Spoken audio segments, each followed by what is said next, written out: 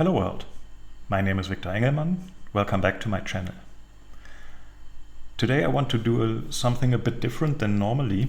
Normally on my channel I would show you some program and show you around how to configure it and how to do certain things with it. Today I want to talk about programming, but not in the way that I teach you programming. You better should have some programming experience before watching this video, because I don't think that it will make much sense to you otherwise. I want to talk about different approaches to programming, and I want to show you my personal paradigms, how I write software. And this style of programming that I will show you is, I've distilled that over 30 years of programming experience. And it's really my experience that when you write software the way I'm going to show you, then you get really good software.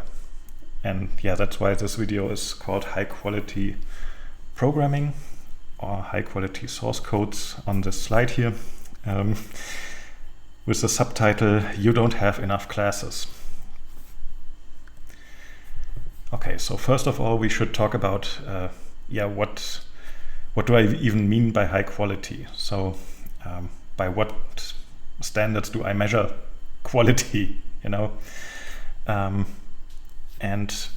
goals that I go after in programming. Of course, the first goal is correctness, right? Your program should do what it is supposed to do. If it doesn't even achieve that, then it's not even a solution to the task, right? So correctness is an absolute necessity. Everything else has to be prioritized less than that. Then the second goal, that's already maybe a bit surprising,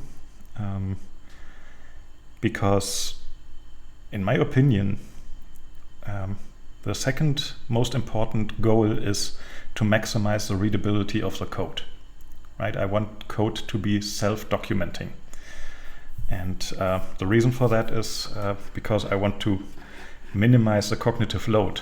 Someone who reads it should understand it and not sit there, what the hell is this guy doing, right? It's that's for maintainability, right? If 50 years from now someone takes my code and works on it, they should be able to understand what I'm doing. And I won't live forever.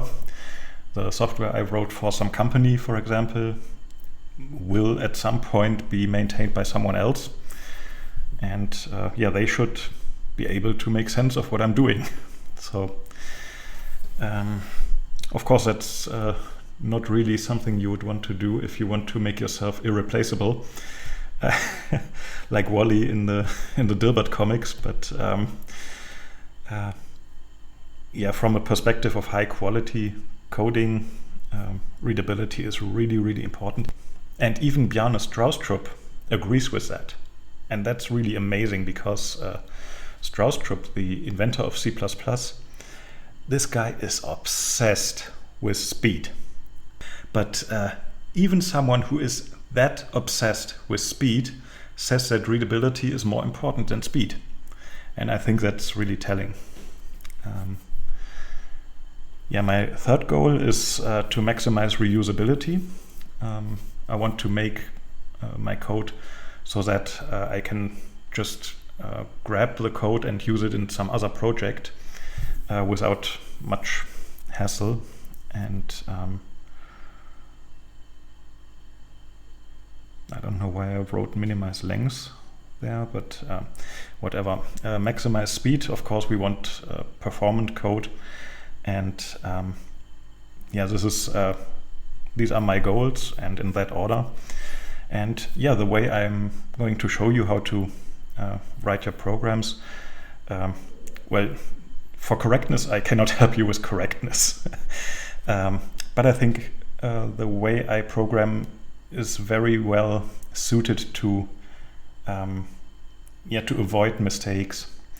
So I think correctness is something that relatively organically happens as a byproduct of the way I program. And again, the readability is really my most important goal outside of the correctness. And the way the methods I'm going to show you really maximize readability. They make code reusable, and in my experience, they also produce really fast code. So oftentimes much faster than I expected to. But again, that's not my top priority. So I'm mainly going after the readability, and everything else just follows naturally from that. Okay, how do we achieve that? And if anybody, a friend of mine asked me a couple years ago, he wanted to get into programming, and he asked me what he should focus on. And my one answer was polymorphism. You need to know polymorphism. What is polymorphism? That is in object-oriented languages. Something like this. You have a class, for example, here a class for vehicles. And you give that class a so-called interface. So you define methods like start here. And then you can make so-called derived classes, like here a car and a truck. So they are derived from vehicle by this public vehicle, and they override this start method. Okay. So the important thing here is that cars and trucks conceptually are vehicles, and when we talk to the compiler, we make that explicit by saying, a car is a vehicle, and this interface method here, the start method, this is what it looks like for cars, this is what it looks like for trucks. And people often try to avoid writing a lot of classes, so they would try to unify multiple of these classes in one class, and but that's not a good idea in my opinion. And the thing is, when you use polymorphism, like here, then you can treat all the instances of your class like instances of the base class. So when you have a car, you can talk to it in the same way as you can talk to all vehicles. And that's what we see over here. We can just iterate over a list of vehicle objects and call the start method on all of them, right? And for this loop here, we absolutely do not need to care if we have a car or a truck or a motorcycle, a bike, whatever. We can talk to all of them in the same unified way. And that's really the strength of polymorphism, that you can hide the details of the derived classes by just talking to the base class. And that's such a powerful tool. I mean, in this example, it's maybe a bit misleading, because it's relatively a lot of code for just the output vroom vroom vroom vroom vroom vroom vroom vroom, right? But the point is that this loop here, this is really the strength of polymorphism, that you can talk to cars, trucks, cars. These are the things inside this list. but we don't have to care about that here. We can just talk to them as if they were just some generic vehicle, right? And this vehicle class defines with its interface what it means to talk to a vehicle. And the derived classes then fill in the details. And that's really, really powerful, because over here where you use these vehicles, remember reusability, over here where we use the vehicles, we don't have to know all the details. We can just talk to vehicles in a very generic way, and that makes the code over here very readable, very clean, reusable, whatever. Okay, when you know polymorphism, you can do something called domain-driven design. And that's really what I'm doing. And by that I mean, when I start programming anything, I look at the domain, the thing I'm trying to express, the thing that I'm trying to model in my code. And that's called the domain, right? So I look at this domain and look at all the conceptual things you can find in that domain.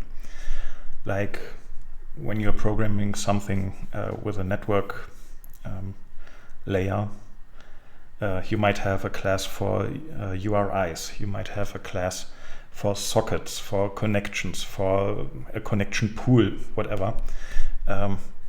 And for each of these conceptual things, right? Each of these conceptual things should have its own class. And if you have programmed a lot, you might get nervous at this point, because again, many people try to avoid writing new classes. They don't want to have too many classes, but remember the subtitle of this presentation, it was "You don't have enough classes," right? So you really need classes for everything. And yeah, that's what I mean here. Every concept should have its own class, right? And that's over here. So you really look at the things at the bottom. What are the things that I'm trying to represent? If I'm writing software for a car dealership, for example, then I might have a class for cars and for trucks and others. These could be down here. Then you would have something for your employees, for your customers, whatever. All of these would be classes. And in the next step, you try to find abstractions for these. So you look at these classes and think about what do they have in common.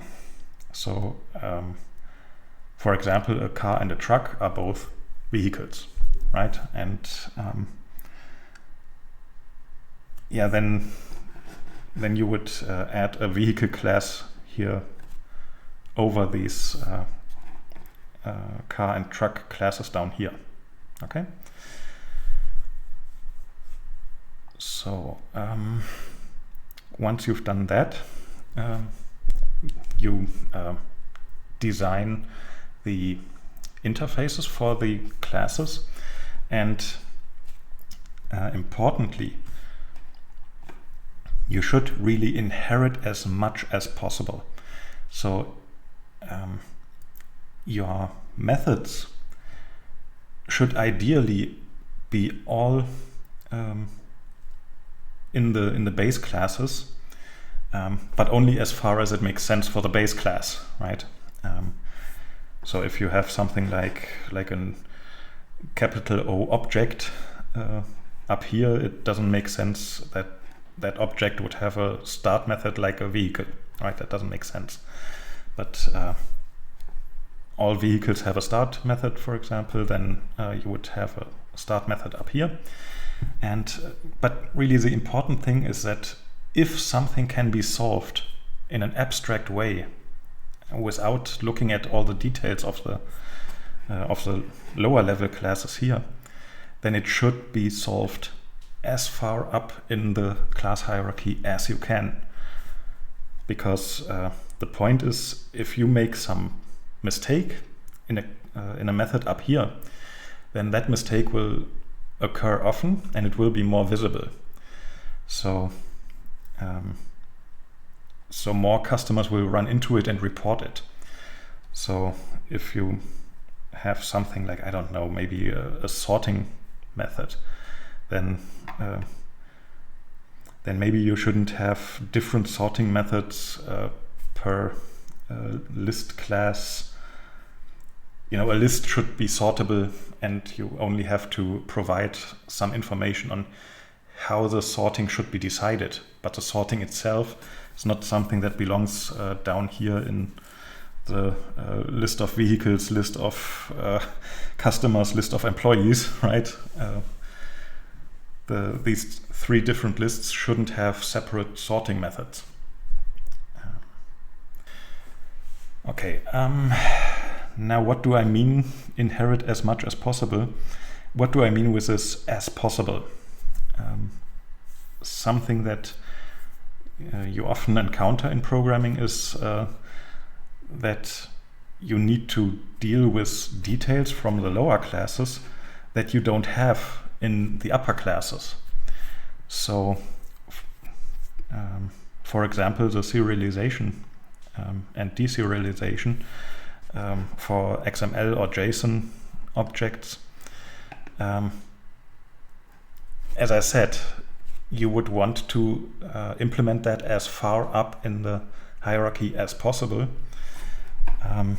So you would like to have a serialize and deserialize method right up here in the object class, the base class for objects. And but the thing is, if this object, for example, doesn't have a color, right? A vehicle has a color, so you might have a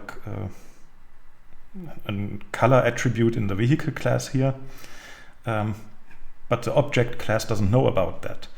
So the object class wouldn't be able to write an XML or JSON document and putting the this color attribute in there, because it doesn't know about the color attribute from further down.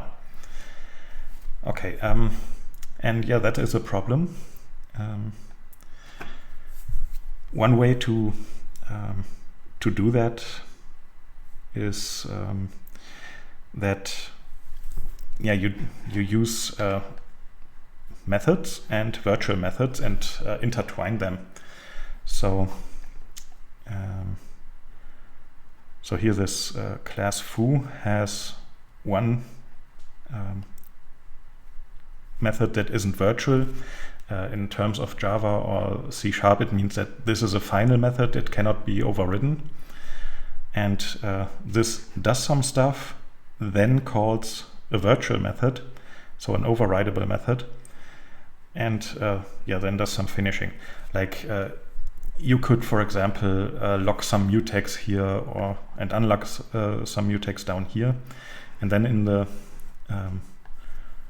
in the derived classes, you then only fill in this blank here, this actually do something method here that is called here. Okay, and then different derived classes can react differently to this call in between here. Another thing that I find very useful is a so-called visitor, where you have one class called visitor, and that has a method called visit with whatever parameters. Like here I just used a string and a value, then this class foo now can accept a visitor So it has a method visit with a visitor parameter. Okay.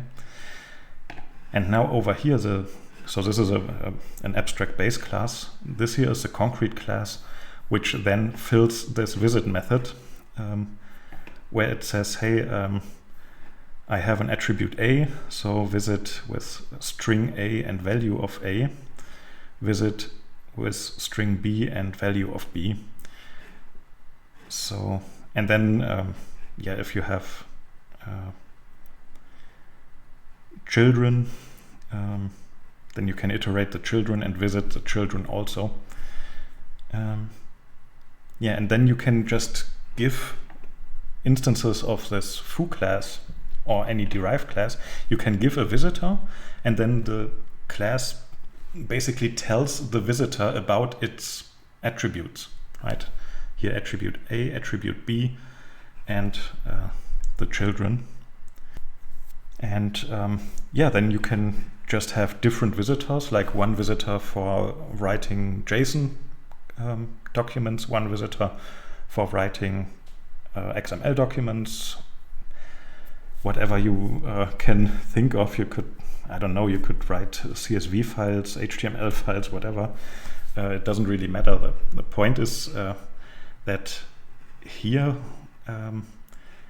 we can basically inject, so we can have this back and forth between the abstract thing here trying to create an XML file or a JSON file and have that communicate through this visit method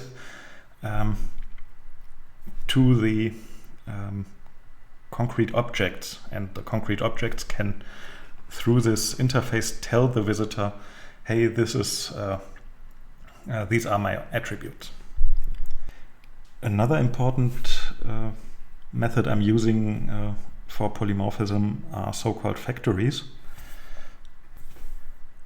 Put simply, a factory is something that can produce an instance of a class, like here the class foo, based on a class name. So you give it a class name as a parameter, and then it produces an instance of this class. So for example, in this case here, we just test if the class name is bar or but, and depending on the string, we return a new bar or a new but. That's really trivial. There are much better ways to do factories, but the point is that when you have something like that, then you don't need to make distinctions, because yeah, branching if then else stuff is harder to read. It reduces the readability of your code, and readability is my primary goal. So I would want to avoid something like this. If string is bar, do this, else if string is but, do this.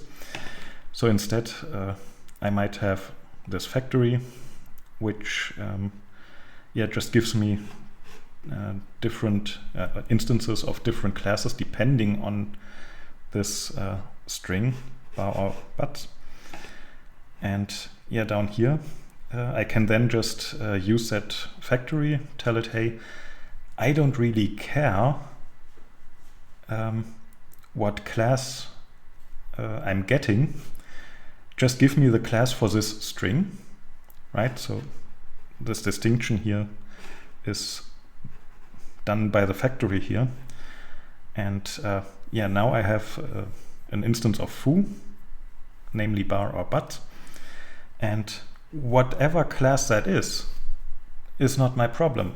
I just take that instance and call a do something method, which then does this or this code, right? So the bar class would have the do something method doing this code, and the but class would have a do something method doing this code. And down here, it's not my problem anymore. I just tell the factory, give me the correct class for this string bar or but, and then have that object do whatever it wants to do, this or that, right? And I mean, this is of course more code than this, but you have to think about this in terms of bigger projects where you don't just save one line here or one line here.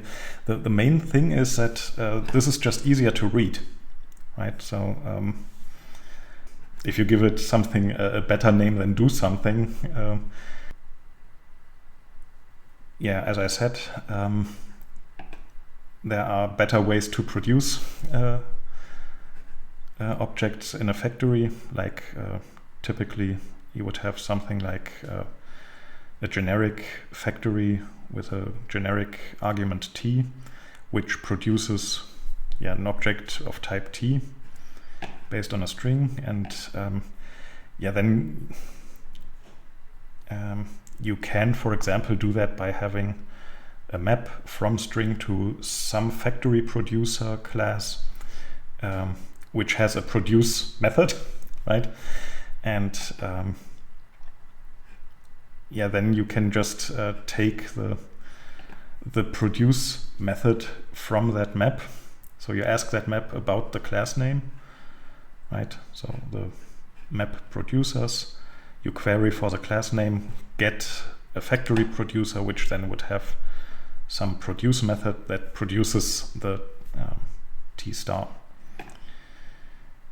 right? And then down here, this is the same thing, that you ask the factory to produce something with a string and then call the method do something on that object. And if you want to avoid this delete my foo down here, there are better ways to deal with that with unique pointers or smart pointers.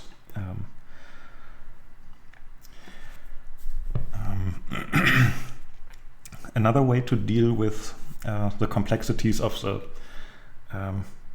derived classes in the base classes. Remember, we are doing stuff like serializing objects to JSON or XML. And the problem, as I said, was that the base class, where we would ideally want to implement that, doesn't know about the attributes of the derived classes, so it cannot directly produce a JSON object, a JSON document, for example, because it needs to put all the attributes in there, and it doesn't know about the attributes. And reflection is a really good tool to deal with that. I really, really like reflection. I absolutely loved it in C#. It's also pretty good in Java. A couple years ago, there was a petition to add reflection to C++, and that was actually approved. So they definitely decided they want to add reflection in C++. You can look into that if you're interested. The idea of reflection is that you can look at a class. So inside your running code, you can query some reflection system and ask it to give you an instance of a class named class, for example. So in Java, this is really called class with a capital C. And that this instance of this class then has methods which you can ask, hey, what are the names of your methods? What are the names of your attributes? What are the classes of your attributes? You can have a method really up there in the class hierarchy, which then iterates through all its attributes, and this will then also see the attributes that have been added in derived classes further down. So you can have then a serialized to JSON method in the object class and call that on a car. And yeah, on the car, this reflection will then also see the color, which it has gotten from the vehicle class, for example. And yeah, then many programming languages have so-called annotations that further allow you to control details.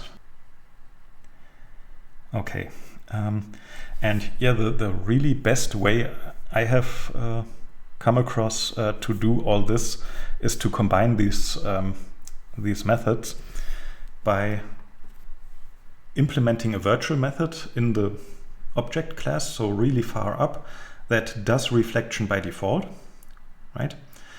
And that method then should be virtual, so not final, so that derived classes can override it if they have to.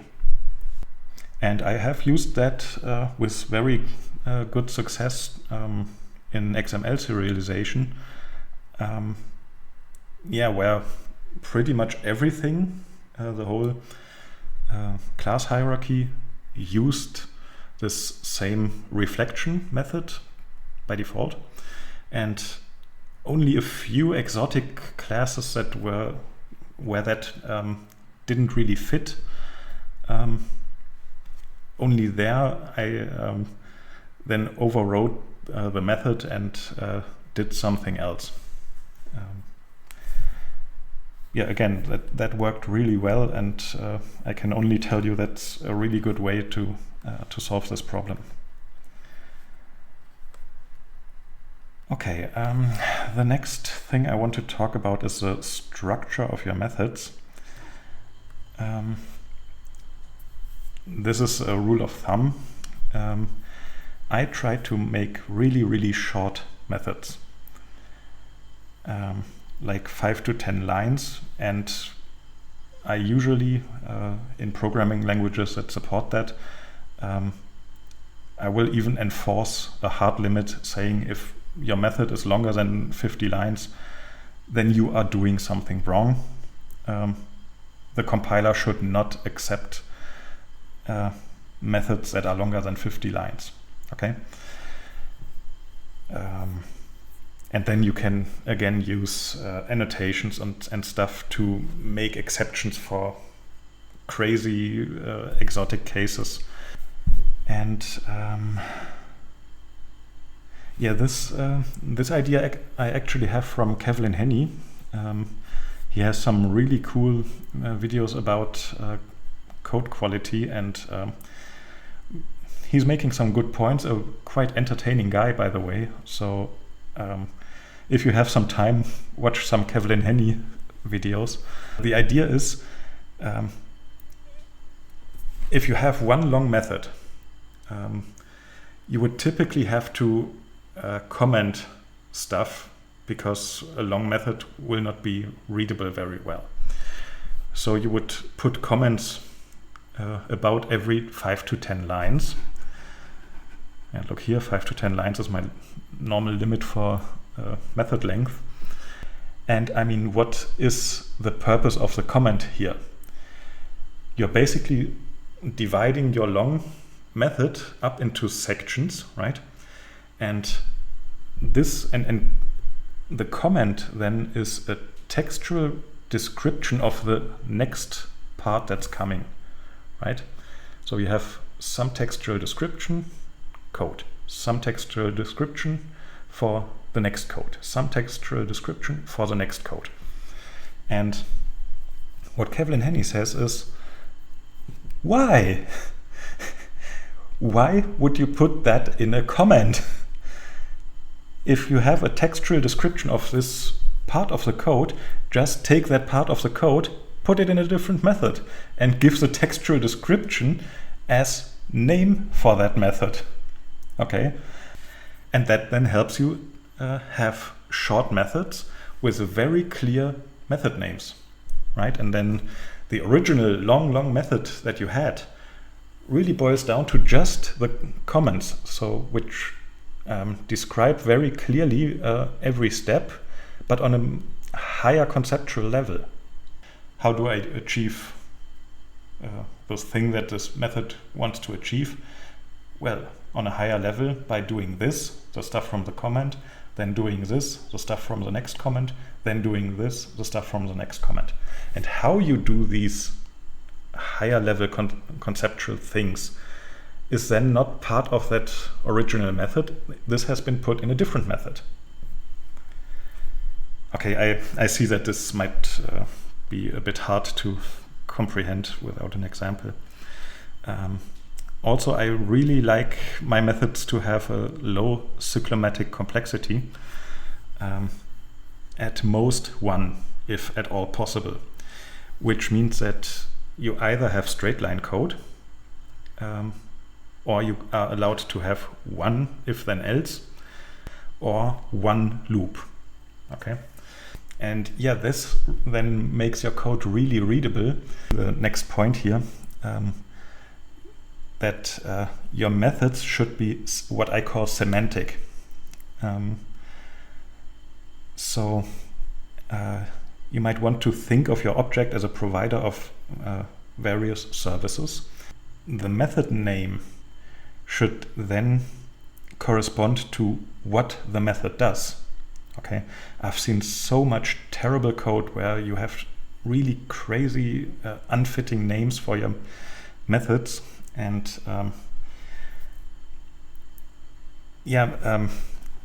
what I want is a good method name that describes what the method does.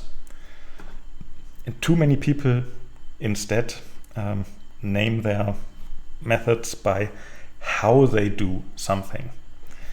Okay, and that's a really, really important distinction in my book. So for example, down here in a supermarket, you collect items, right? And then you go to the cashier, and the cashier gives you a total price, right?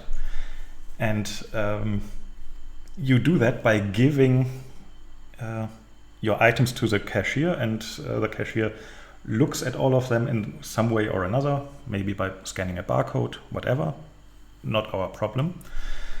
And yeah, then the cashier gives you the total price.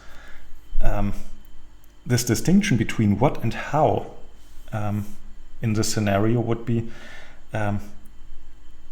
if we went to the cashier and we would look at the items ourselves, and we would now need to tell the cashier, hey, press this button on your register. Now press this button. Now press this button. You know, that's not our job. That it's not our responsibility to know how to translate looking at the item to which buttons need to be pressed on this register, right? And I mean, what if we go to a different supermarket that has a different brand of register? Then we have twice as much code to then tell a different cashier how to operate that register, and that would be a complete mess. That would be completely unreadable, right? So we don't tell the cashier how to decide our total price, right? We give the item to the cashier and have them decide the total price in whatever way they see fit, right? So a cashier would be a base class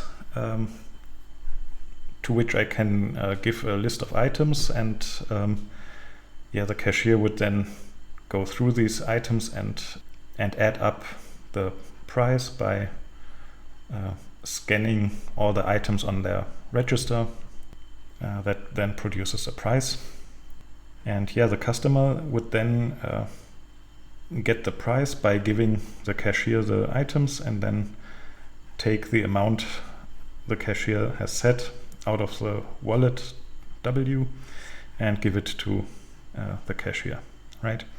And that is much more readable than over here, where the customer fiddles with the objects, with the attributes of the cashier, right? Here Here he goes to the register object of the cashier and scans the item.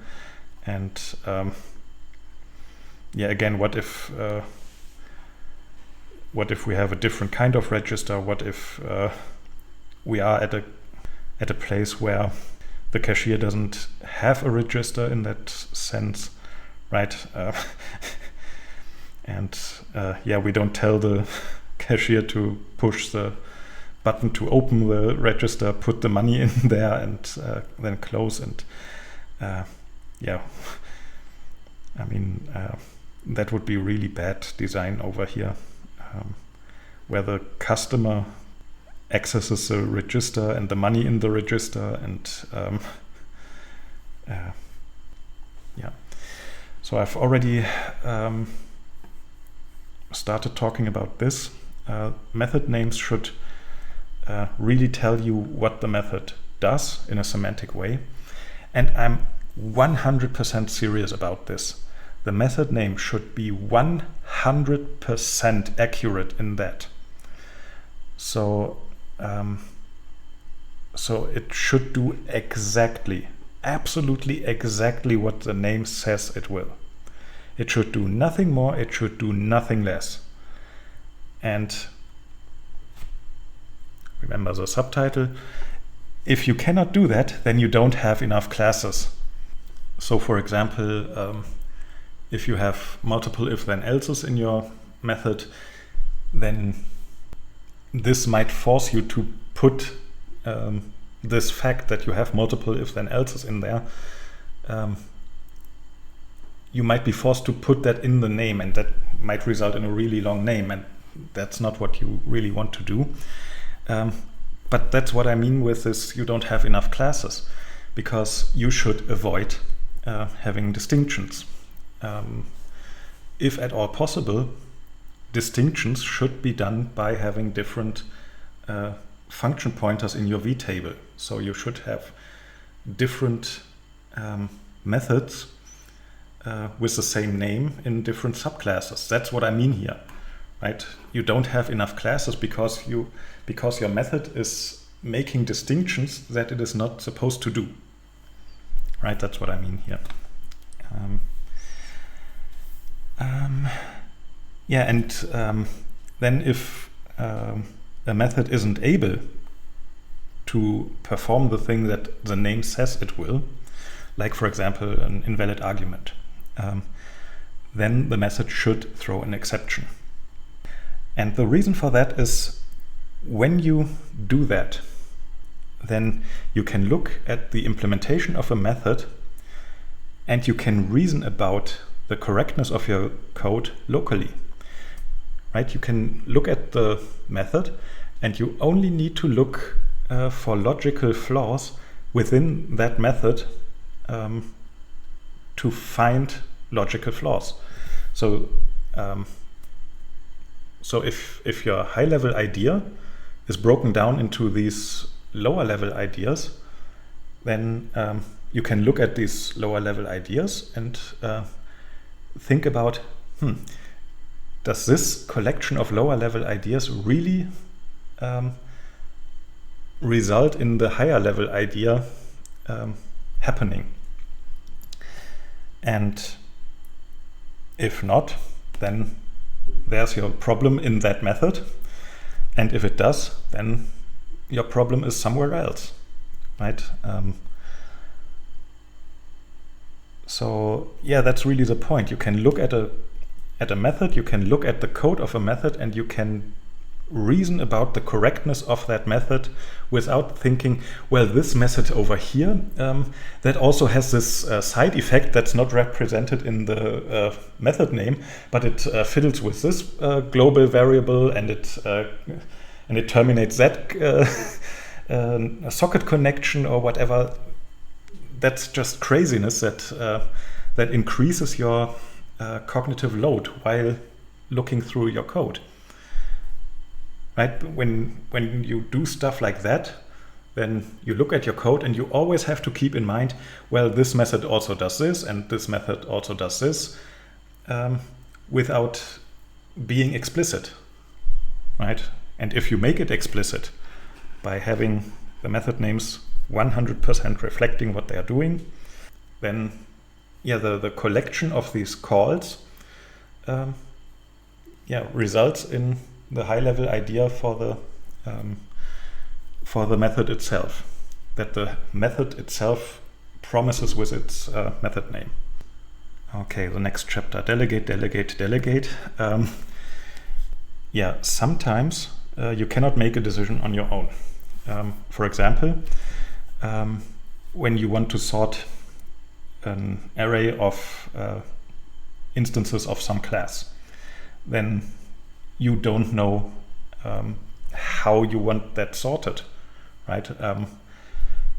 Or another example is when you want to replace variables like here recipient and sender in this string hello recipient yada yada yada kind regards sender. What should recipient and sender be mapped to? A string replacer doesn't know that, right? So you cannot hard code recipient and sender in a string replacer, right? The string replacer is there to replace parts of strings, and it has absolutely no business knowing about the user of that string replacer trying to replace recipient with the name of the customer and sender with the name of your employee, for example. Right? The string replacer should just scan through a string, look for a variable, and then that's the point. The question what it replaces that variable with should be decided by a delegate. So this is a bad example here, string replace, where I have some string and then a recipient and a sender as parameters. A string replacer has no business even knowing that your class hierarchy contains a class for persons, right? So here we now iterate the string, look for $signs, and when we have found a variable name, we then depending on the variable name being recipient or sender, set the replacement to the recipient or the sender, and then add that to the result. The point is that this is not reusable. This would be a really bad string replacer because this only works with in a setting where there is a class for persons, which has an attribute name, which should be a string. And that's really bad design. It's not reusable, right? Reusability is one of the goals, right? So a better way to do that is to have some delegate, which is just some class that has a method replace, to which you only give the variable name, and that gives you a string back. Okay, so here I've just called that class replacement specification, and that has a method replace that gets a string parameter and returns a string. And at that point, it's not our business to know what that replacement specification does, right? For all we care, it could you could have a variable name for date, and then that replacement specification might react to the variable name date by filling in the current date, right? It's not our business. That's not the business of a string replacer. This really allows the user of the string replacer to specify how they want things replaced. We today have Lambda methods, which make this even easier. We don't even have to implement a class replacement specification with a method replace. We can just make a a lambda standard function from string to string, and down here we just apply that lambda. Yeah, the caller can then fill in the gap like this. We take the string hello recipient, kind regards sender, and then we call this replace function with this string. And the replacements, that's really what I'm trying to show you here, that the caller of the method, the caller can now fill in the detail. Here we give a delegate to this replace method, and this delegate fills in the gap. Okay, another really important rule in my book, do not encode meaning in values. So what I mean by that is, if you have an attribute in your class, this attribute should only be used to carry data. For example, from user input to the database, from the database to a printer, whatever. But it should just be set at some point and used at some point, and it should not be used to represent semantic information. So whenever you say something like, if this attribute has this value, it means this. If it has that value, it means that. You're doing something wrong. You don't have enough classes. Because what you are doing at this point is that you are using this attribute to distinguish multiple derived classes. Let's say your attribute is a Boolean, and depending on the Boolean being 1 or 0, you go into different path in some method foo, right? Then that Boolean shouldn't be there. You should have two derived classes, one for the case where the Boolean would be 0, one for the case where the Boolean would be 1. And there should be a virtual method. One of the classes has the first case, the other derived class has the else case in that virtual method.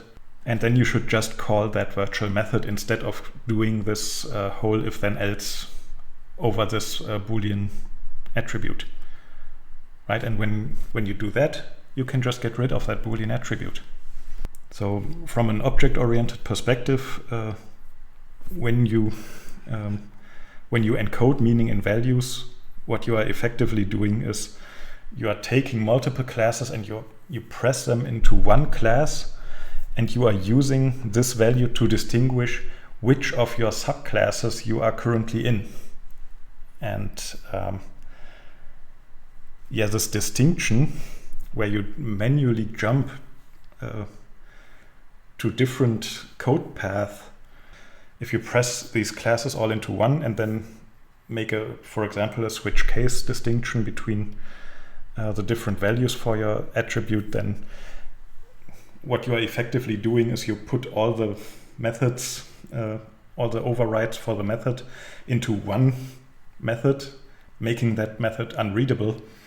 And then you are using this this attribute to pick the v-table from which you take the pointer, right? But one famous example that I'm sure you have seen is the count for a list, the number of items in a list, returning 1 plus the number of elements in the rest list. Then you have this next pointer.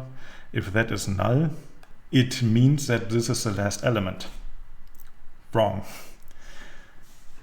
Here you are encoding meaning in a value. So a more correct way to do this would be to have different classes for an empty list and for a list element. The empty list just has 0 elements, and regular lists, non-empty lists, have 1 plus the number of elements after that. This distinction over next being null or not, that's encoding a meaning in a value. Yeah.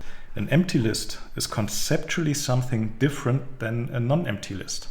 Right? An empty list does not contain something, and a non-empty list contains something. These are different concepts, and when you have multiple concepts, you should have multiple classes. That's one of the first things I said in this video. You should have a separate class for each concept. And yeah, that's really what I'm saying.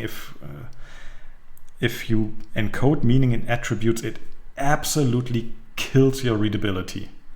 You will, in every damn method, you will jump back and forth over the possible values, and it makes a complete mess of your methods, and you really shouldn't do that. Right?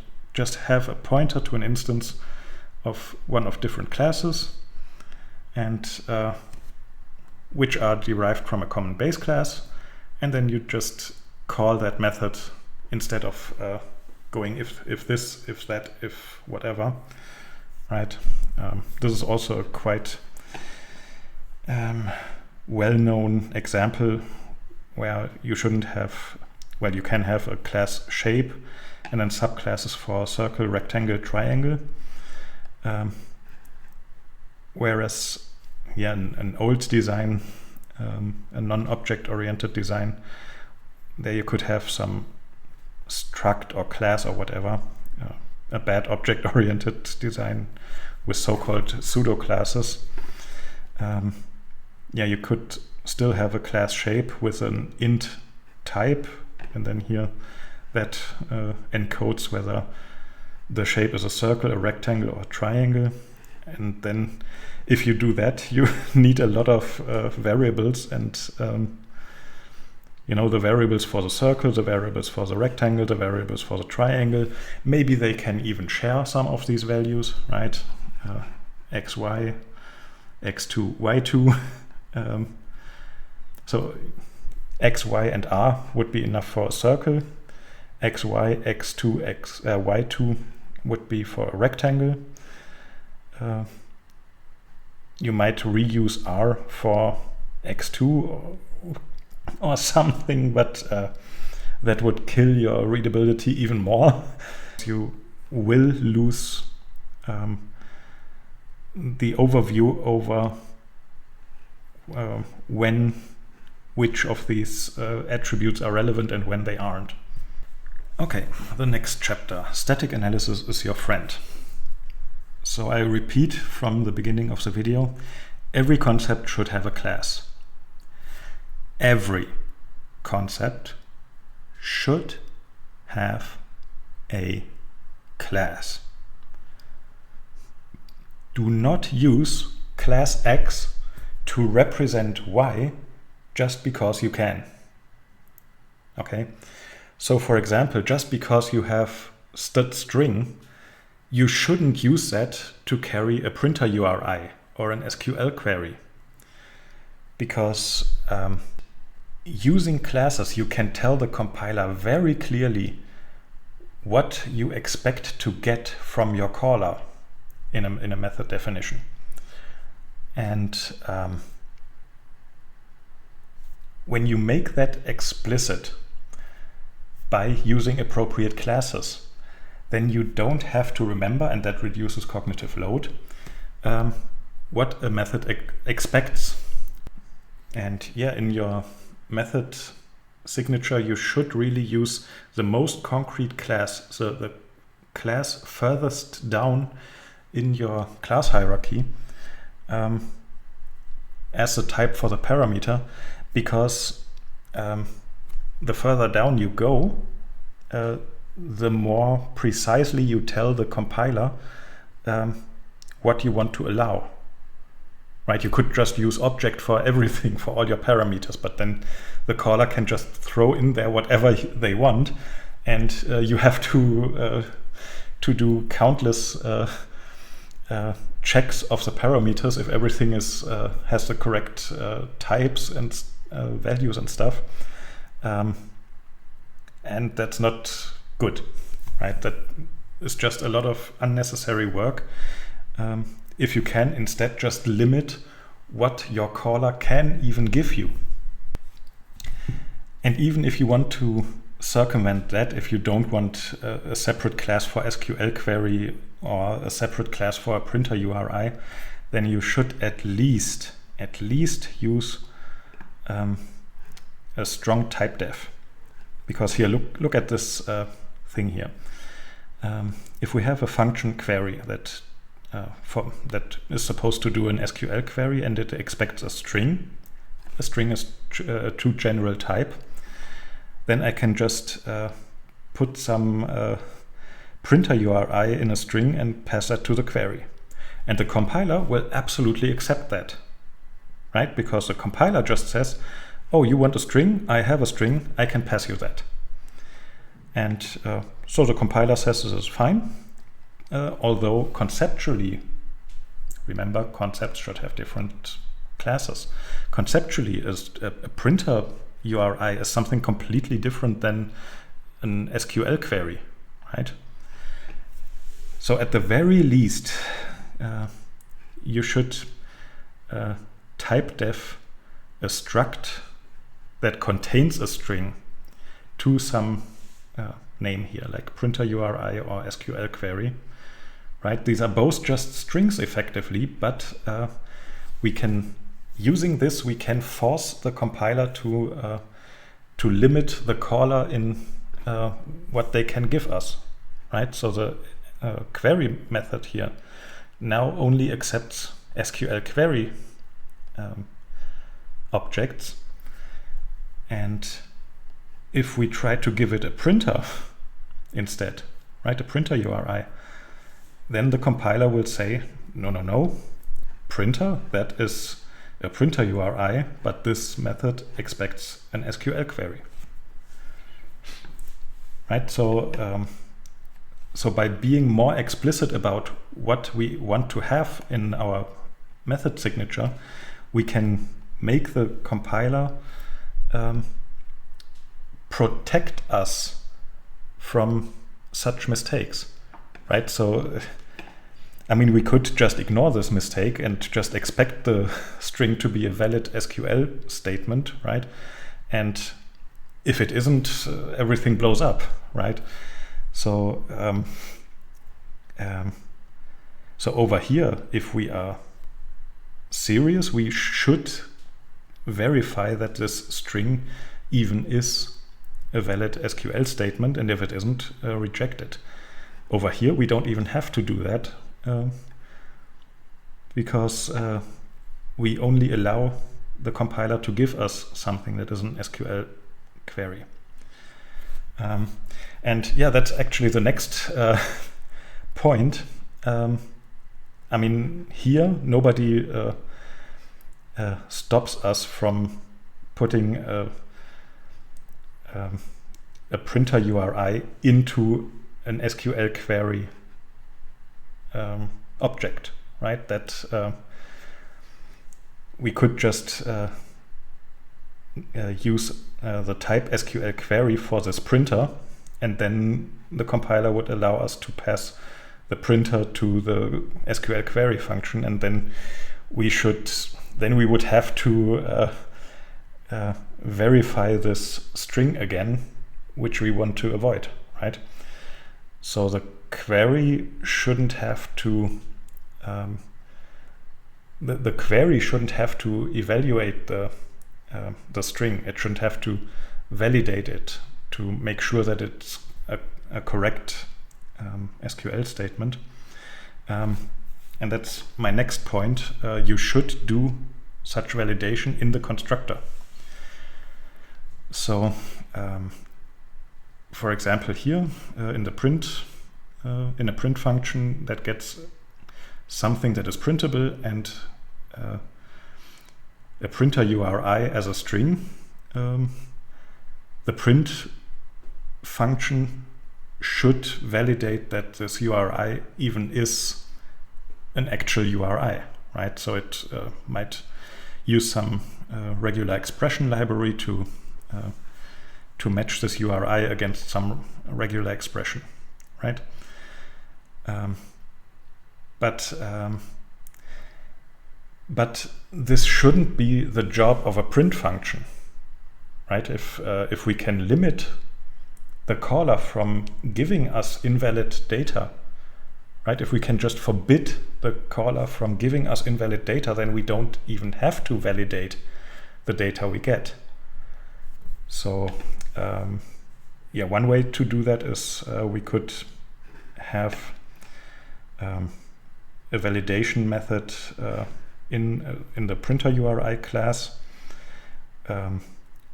where we could do this regular expression matching if that's what we want, right? And then over here we could then at least delegate this verification to a class that is at least responsible for that, right? So here the printer URI class is responsible for validating printer URIs, and we don't have to do it in a print. We don't have to implement this validation in a print method that is actually just trying to print, right? It's validating the URI is not the business of a print function. But an even better way is that we do this whole validation already in the constructor of this printer URI class.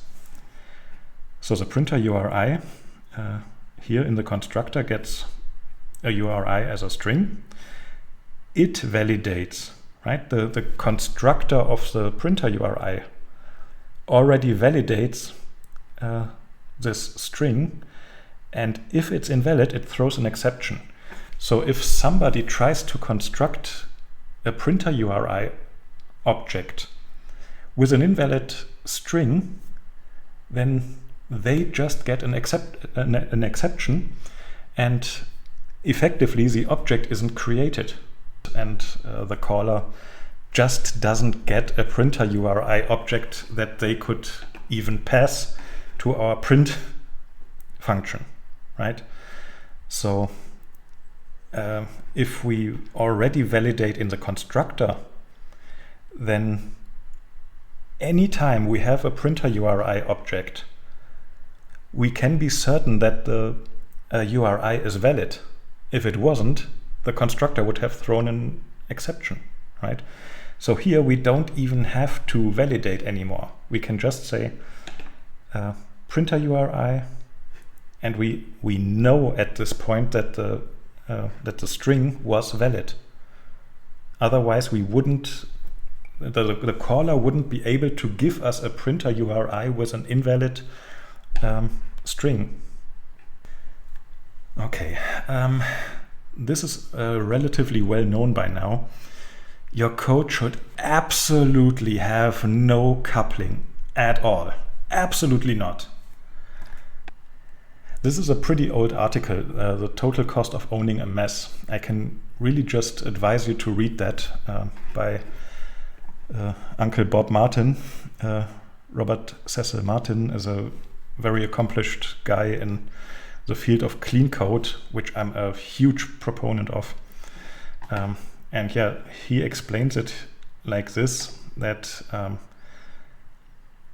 over time, the bigger your project gets, the less productivity you get from your employees when your code is a mess. So because people make mistakes, and the worst of them being coupling, and that just makes it harder and harder and harder to extend the code. And over time it becomes nearly impossible to maintain the code, and you completely lose all your productivity. And the worst thing you can do to kill your productivity is having coupling, which on Wikipedia is described like this here. This image over here, I think, explains it very well. You have yeah, basically two different classes, and here they only communicate over a well-defined interface, and in particular they don't access each other's attributes. And down here it's the opposite, right? Everywhere they access the attributes of the other thing, and what that means is that these classes are then not reusable, because you cannot reuse this class outside of a scenario where you also have this class, because this one depends on this way too much. And yeah, this dependency on this other class, that's what we call coupling, right? So this makes it, for example, impossible to change things in one of these classes, because the other class will just break by changes in this class will break things in this class, and that's absolutely not acceptable. Changing things in one class should only break things in that same class. And yeah, if you have an interface where you just have these semantic methods where you are very strict about what parameters you accept, yeah, then you prevent your caller from doing things wrong, or from calling things in the wrong order or something, because there is no wrong order. You know, when your methods are semantic, then you don't have a dependence on the order in which you are called. So coupling is a logical dependency that is not made explicit. So for example, if a class A accesses an attribute of class B, that's coupling, because when you do that, then you cannot change B, you cannot remove that attribute and do things differently than with that attribute without breaking A, and that's not what you want. And this is something that really annoys me, because pretty much all beginners tutorials in object-oriented programming explain this wrong. Like A accessing B.foo, for example. Okay, they will say foo should be encapsulated, you shouldn't have access to foo, right? So the attribute foo should be private or something. And but then these these tutorials go on and tell you to have a method set foo through which you can set foo, right? And that's a bad idea, because effectively you still have access to foo, right? So and A shouldn't have access to B's attributes directly, because A shouldn't even know which attributes B has.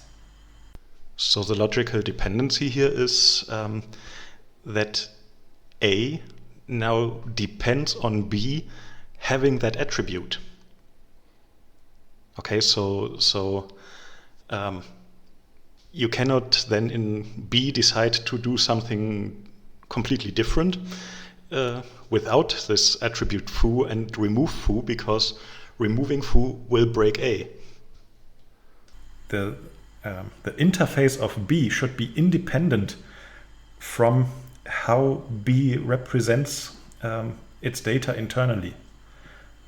Again, remember, the interface should be semantic. You should only have methods saying what you want to do, and this what you want to do should be independent of how you represent or what data you need internally to keep track of things, right? So A shouldn't know which attributes B has or what their purpose is.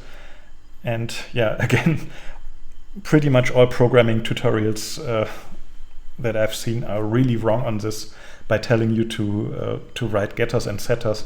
And a lot of IDEs even automatically generate getters and setters, and that's just so terrible design. The encapsulation effectively isn't there anymore. Another form of coupling is depending on side effects. Like when A calls some method of B and then expects some side effect of that method to have happened, and then it depends on this, let's say some global variable was set, or some instance of C has been initialized, or some whatever. That should not happen. So A should not depend on side effects of B. Well, because first of all, B shouldn't have side effects, right? If it has any side effect, it should be part of the method name. And I mean, if that's the case, then we can debate it. I think then it would be kind of like okay. But ideally, all methods of B should be const methods, and all parameters should be const. So so that way you cannot have side effects. The compiler will just prevent you from doing stuff that has side effects. But the problem here really is, if A depends on a side effect of B, then if B for whatever reason decides to remove the side effect, that would break class A. And that's not what you want. You don't want your classes to break because someone changed something in a different class, right? Except if they change the signature. They shouldn't change the signature, but a signature should only be extended and not changed, and nothing should be removed from a signature, but that's a different debate. So the thing is, if A requires C to be initialized, A should make sure that C is initialized itself and not depend on someone else doing that. Another dependency, if B, for example, depends on its methods being called in a certain order, let's say you need to call X before you call Y, that's a bad thing. Because remember, your signature is supposed to be a set of services that you offer. So you should expect these services to be invoked in any order possible. So if X needs to be called before Y, then X and Y should be protected from being called from the outside, and then you should have only a public method that calls both of them in the correct order. So that way you can enforce that things happen in the correct order, and you don't have to write a documentation that the caller of your stuff needs to read and stuff like that. You should think of your object in terms of your object having a certain state, and that state should be valid. And again, the constructor should check the validity of its parameters and then bring your object in a valid state, and only then properly return. So at that point, when someone has constructed an object of your class, then that object has a valid state. And no matter which method you call on it, and no matter in which order you call these methods, every method should be able to assume that the state is valid at the beginning. It can make changes that would invalidate the object, but at the end of the method, the object must be in a valid state again. But of course, if someone passes you invalid parameters, then you should throw an exception. But at that point, the object must again have a valid state. So if your code invalidates your object and then throws, that's not acceptable. If it finds out this is not going to work, then it should at least set some error flag or whatever, and only then throw. Because remember, the caller of your method could just catch the exception, ignore it, and then keep using your object. And that is now bad. You have to prevent that by, ideally you should test the validity of the parameters first, and if something is invalid, you immediately throw something before even bringing your object into an invalid state. But and that's called fail fast. That's you should do that. Okay, another form of coupling is when B depends on the parameters being valid. So A calls B, and B doesn't validate the parameters. So it's basically A's job to make sure the parameters are valid. That makes B less reusable, because whoever wants to reuse B then also have to make all the same precautions as A, right? And that's bad for reusability. Okay, the last chapter, the solid principles, or death. I absolutely love the solid principles, and you should too. What are the solid principles? Well, solid is short for single responsibility principle, open-closed principle, Liskov substitution principle, interface segregation principle, and dependency inversion principle. And we've already talked about a lot of these, implicitly at least. The single responsibility principle says that if I ask you what your class does, and your answer contains the word "and", then you're doing something wrong.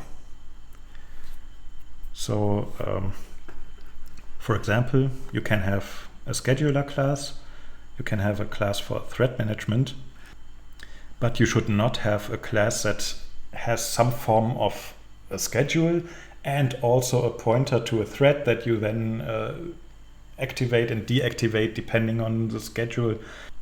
Every class should be responsible for only one thing, and that's ultimately what I mean when I say every concept should have a separate class, right? Every class should have one single responsibility. The open-closed principle says that you shouldn't allow write access to attributes, so attributes should be closed in that way, and not even in derived classes. So attributes should be private and not even protected. If a derived class wants to change anything about what your class does, it should do that by overriding some methods. So you should use polymorphism to modify the behavior. To that, an interface should be open. So you should make your methods virtual or not final, depending on the language you're using. You should allow setting some handlers and delegates to modify behaviors. So a class could have a method to set some backend handling or something, and then you can give different instances of different backend handlers to that class to modify what it does. For example, the string replacer, where we changed the behavior by giving it different lambdas as parameters. So setting handlers or delegates to modify the behavior, that is something that your class should be open to.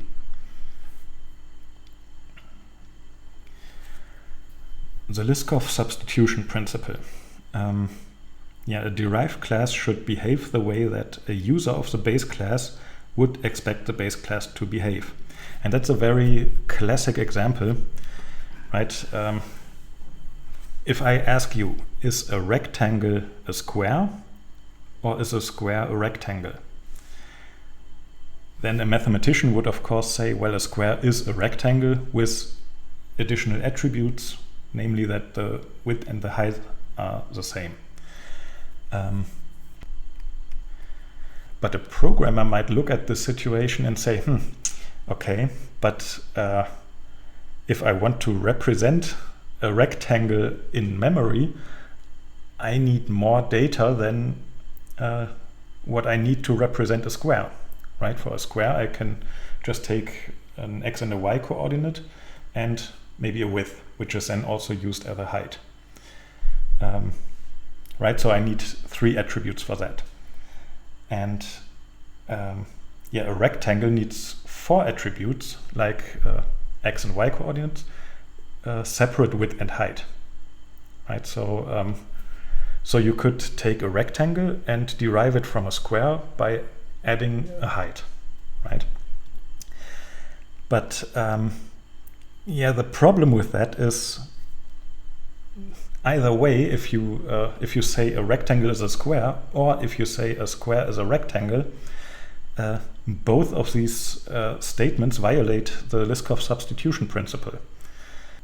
Because if I'm dealing with an object of type square, and somebody has just made a derived class rectangle that represents something that is not a square, right? Then I might interact with that object expecting it to behave like a square, but it doesn't, right? If I, for example, have a set width function,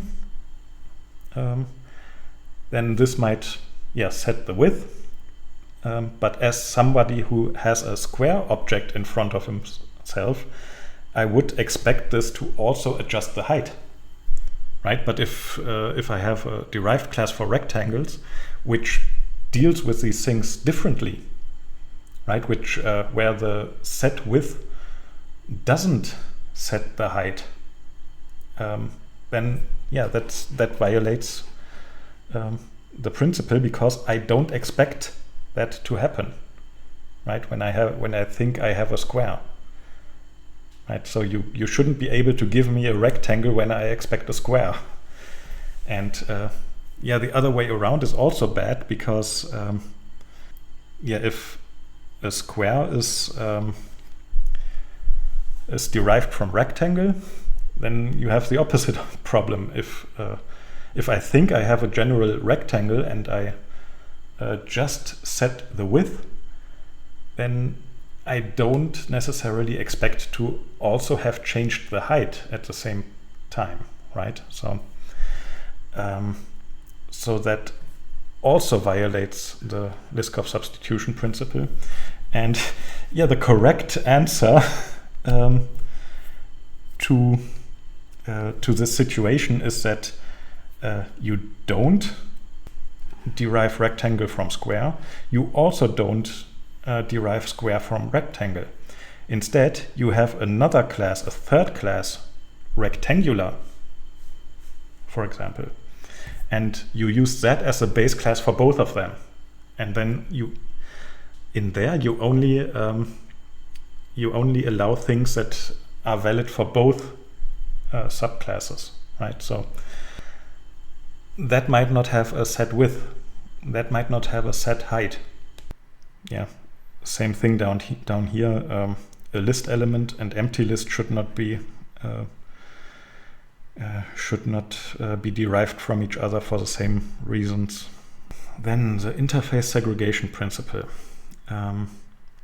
says that interfaces, so the abstract base classes, the stuff up there, should be small, in the sense that almost all methods should have an implementation up there already, so that when you make a derived class from that, you don't have to implement a lot of methods. You should be able to inherit most of that and only override stuff that's really relevant for the difference between your derived class and the base class.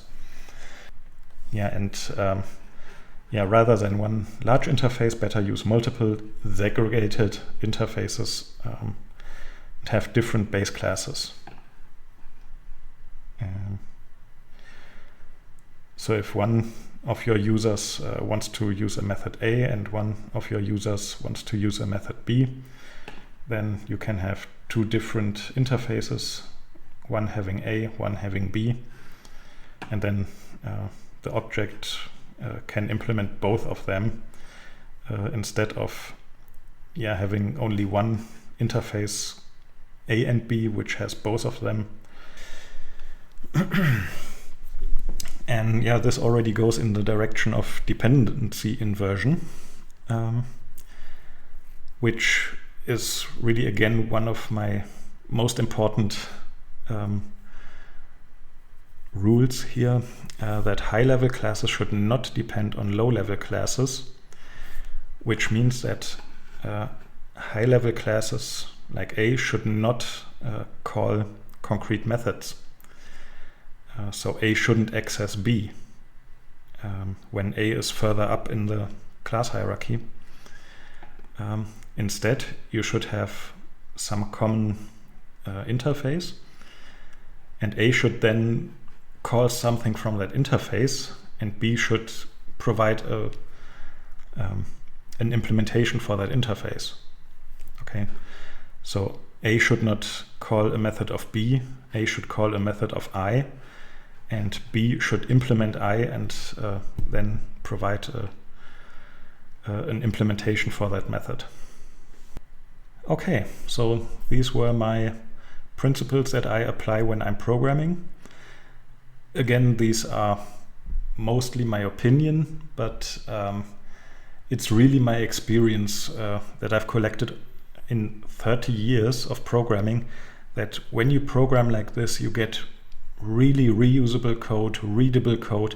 The code is typically pretty fast also, because you don't have all these if then else stuff. You just follow vtable pointers, and yeah, I'm really satisfied with that. And again, when you have these semantic method names completely reflecting what your method does, then that really helps you getting the logic of your system right, which really helps you avoid making errors.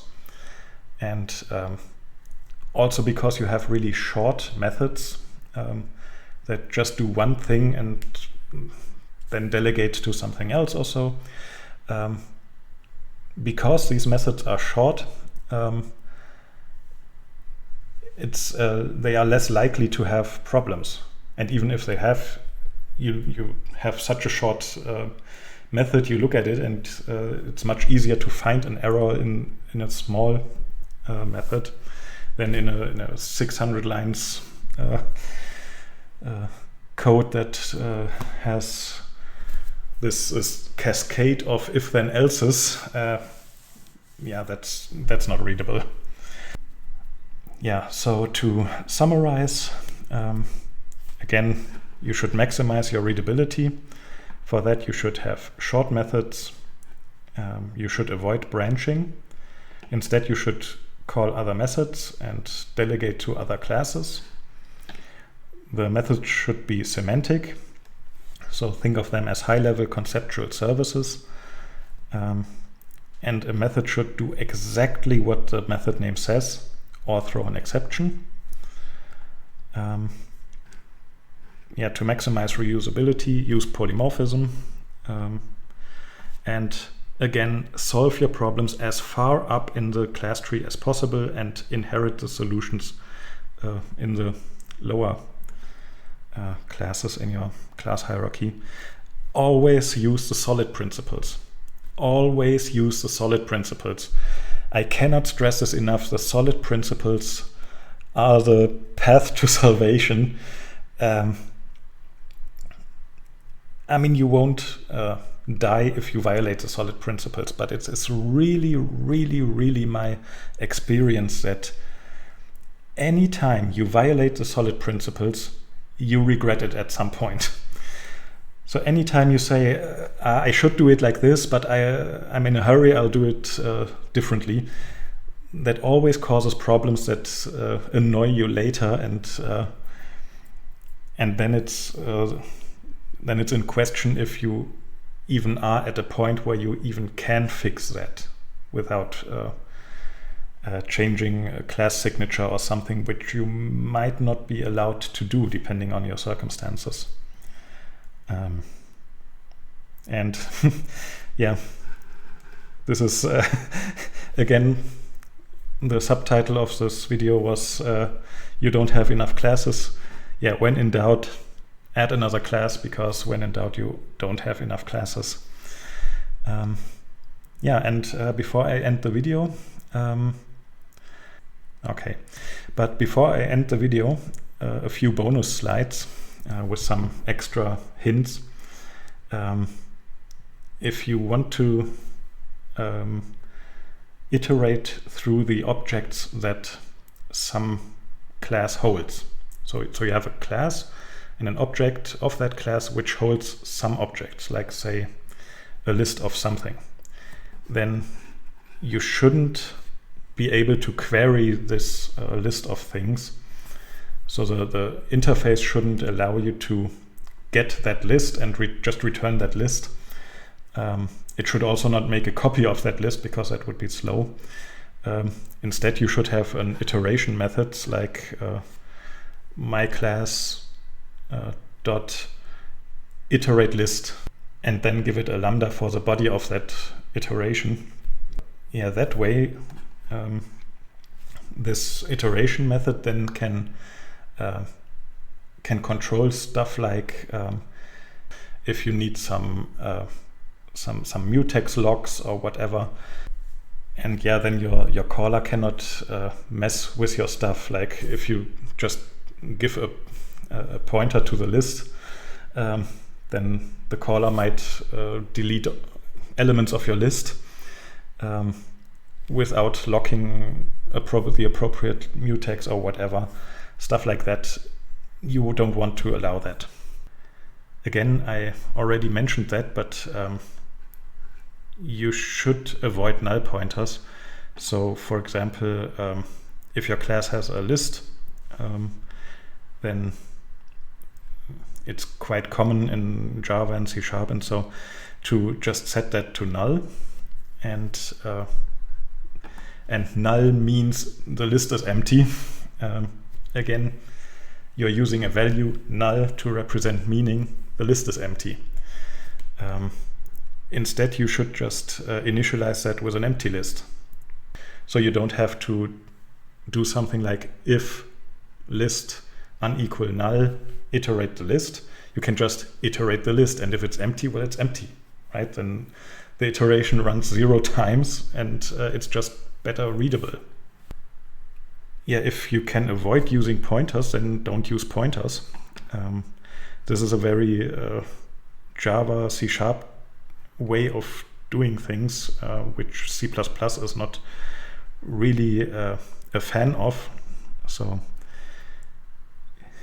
here you have a pointer to a class, set it to null, and then instantiate that class instead and set the pointer, and down here you delete that pointer again after doing something with it.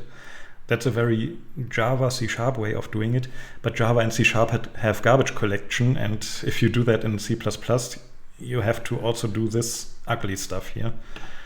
So here you would, you can use unique pointers and smart pointers and stuff to avoid that, but so then you also have garbage collection. But if you don't want to do that, then you have to put this try catch block around this, and yeah, if you get an exception here, then you have to delete the instance and then rethrow the exception. It's really ugly, and that gives you a lot of branches that you don't want to have ideally for readability. So either use smart pointers or unique pointers, or just don't use a pointer at all. Like here, you don't have a pointer to my class, you have an instance of my class, right? This is then on the stack, and as Bjarne Straustrup points out, most of these classes just encapsulate some pointers somewhere else and manage the memory behind that. So many classes aren't that big that it would be a problem to put an instance of that on the stack,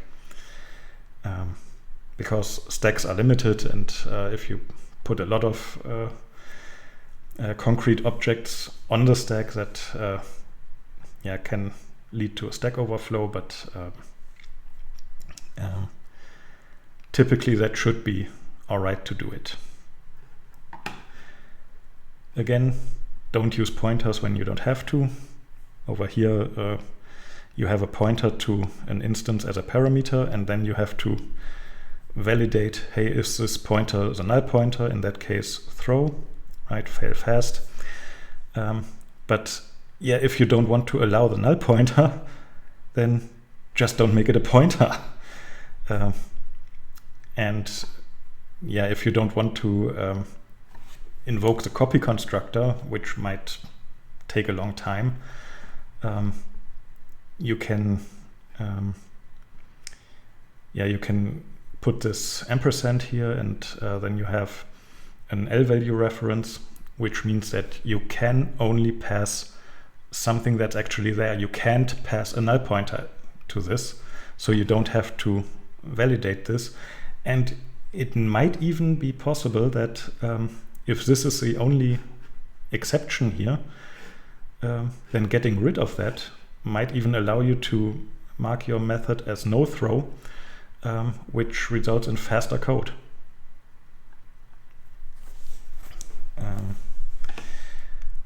Yeah, another thing is don't interact with the environment directly, because you shouldn't assume that you are running in a Linux bash environment. You shouldn't expect to run on a Windows machine.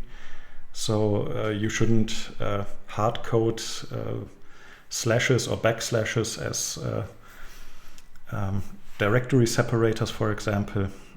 Instead, you should have adapter classes and context objects that have methods like combine these paths, and then the context object decides if it wants to put backslash or slash between paths, for example.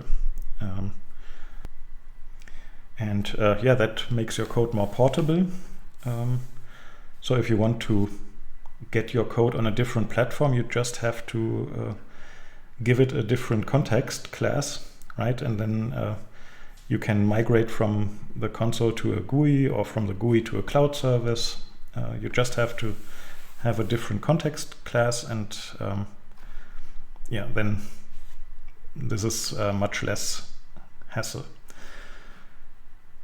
Right, this is something that I'm always annoyed if programs do something like a progress bar on the console, right? When they print a dot for every 5% of completed work.